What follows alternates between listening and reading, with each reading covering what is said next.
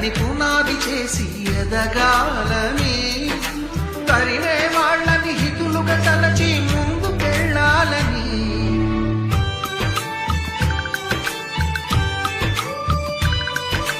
కన్నుల నీటిని కలల సాగుకై వాడుకోవాలని, కాచే నిప్పుని ప్రమిదగా మలచి కాంతి పంచాలని.